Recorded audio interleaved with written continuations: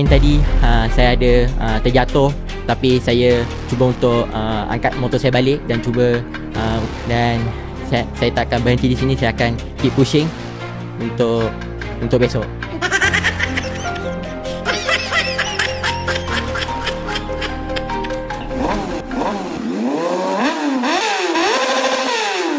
Subreklah Cok. Hahaha.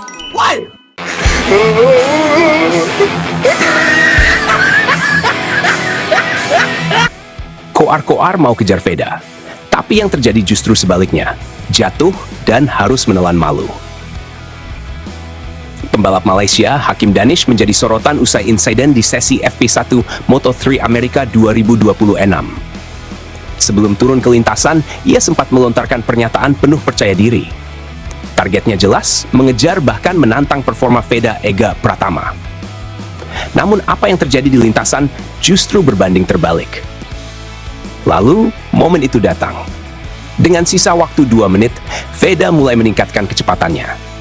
1 lap, 2 lap, dan catatan waktunya terus membaik. Ia melonjak ke posisi 8. Sebuah peningkatan yang menunjukkan bahwa ia mulai menemukan sentuhan terbaiknya di lintasan Chota. Namun di sesi seperti ini, segalanya bisa berubah dalam hitungan detik. Persaingan semakin ketat di detik-detik akhir. Para pembalap lain mulai melakukan time attack, memaksimalkan setiap peluang, dan mengambil risiko lebih besar. Hingga akhirnya, Veda harus menutup sesi di posisi ke-13. Sebuah hasil yang mungkin terlihat turun. Namun jika melihat keseluruhan jalannya sesi, ini tetap menunjukkan stabilitas. Terlebih dibandingkan dengan beberapa rivalnya. Di saat sebagian pembalap memaksakan diri, Veda justru memilih pendekatan yang lebih tenang. Ia tidak terburu-buru, tidak mengambil risiko berlebihan, namun tetap mampu menjaga ritme. Inilah yang membuatnya tetap bertahan di tengah sesi yang penuh kekacauan. FP1 mungkin hanya sesi latihan, namun dari sinilah karakter pembalap mulai terlihat. Siapa yang mampu mengendalikan tekanan dan siapa yang justru terjebak dalam ambisi. Perbandingan yang begitu kontras, dari yang awalnya penuh percaya diri, berubah menjadi momen pahit yang sulit dilupakan. Kini pertanyaannya, akankah Hakim Danish mampu bangkit di sesi berikutnya? Ataukah tekanan justru akan semakin membebaninya? Karena di dunia balap, bukan soal siapa yang paling lantang bicara, tapi siapa yang mampu membuktikan di atas lintasan. Satu hal yang pasti, lintasan kota sudah memberi pesan yang sangat jelas. Ini bukan sekadar soal kecepatan, ini soal kontrol, soal ketenangan, dan soal siapa yang mampu bertahan di tengah tekanan yang terus meningkat.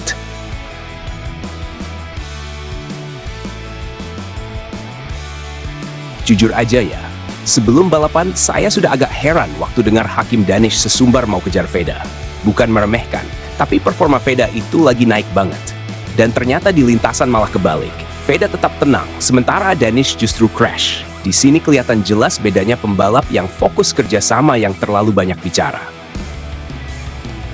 Ini jadi pelajaran sih. Di Moto3 itu bukan cuma soal berani ngomong, tapi soal eksekusi di lintasan. Veda nggak banyak komentar, tapi hasilnya nyata. Sementara Danish terlalu percaya diri, akhirnya malah kehilangan kontrol. Harusnya lebih fokus ke performa daripada pernyataan. Saya lihat ini bukan sekadar crash biasa, tapi lebih ke akibat terlalu memaksakan diri. Mungkin karena tekanan ingin membuktikan omongannya sendiri. Veda justru kebalik. Dia santai, tapi hasilnya konsisten. Di situ kelihatan mana yang sudah matang secara mental. Dari sini kelihatan banget perbedaan kelasnya. Veda itu tahu kapan harus push dan kapan harus jaga ritme. Danish malah seperti terburu-buru ingin membuktikan sesuatu.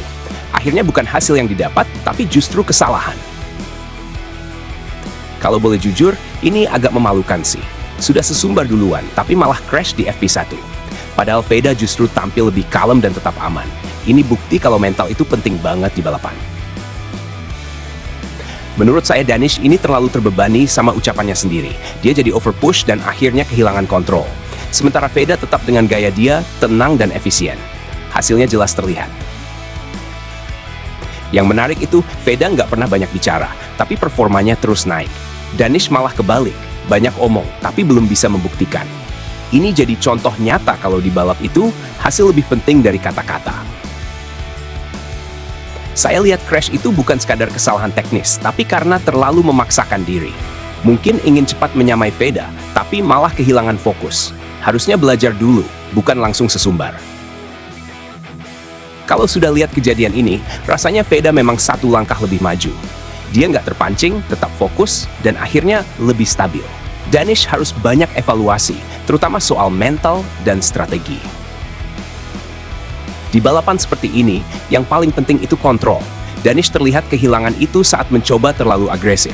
Veda justru sebaliknya, dia tahu batasannya, makanya bisa tetap aman di tengah banyak crash. Ini jadi bukti kalau percaya diri itu bagus, tapi kalau berlebihan bisa jadi boomerang. Danish mungkin ingin tampil maksimal, tapi caranya salah.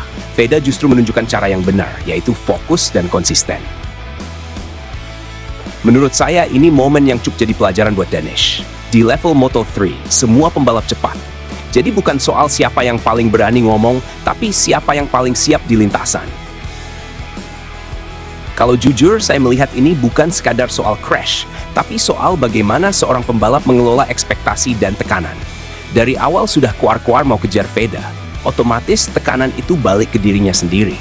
Saat masuk lintasan, bukannya fokus ke ritme, malah terlihat seperti ingin langsung membuktikan dalam satu lap. Di Moto3 itu hampir mustahil. Veda saja yang lagi on fire tetap sabar bangun tempo. Di situ kelihatan banget perbedaan kedewasaan balapnya. Yang satu bicara dulu, yang satu kerja dulu. Menurut saya ini contoh klasik overconfidence yang berujung blunder. Danish mungkin punya kecepatan, tapi cara dia menggunakannya masih belum matang. Terlihat banget saat time attack dia terlalu memaksakan, padahal kondisi lintasan Chota itu tricky. Sementara Veda justru bermain aman tapi tetap cepat. Ini bukan cuma soal skill, tapi soal pemahaman balap. Dan jujur, setelah kejadian ini, omongan sebelum balapan jadi terasa agak memalukan karena tidak sesuai dengan hasil di lintasan. Jujur aja ya, sebelum balapan saya sudah agak heran waktu dengar Hakim Danish sesumbar mau kejar Veda. Bukan meremehkan, tapi performa Veda itu lagi naik banget. Dan ternyata di lintasan malah kebalik. Veda tetap tenang, sementara Danish justru crash. Di sini kelihatan jelas bedanya pembalap yang fokus kerjasama yang terlalu banyak bicara.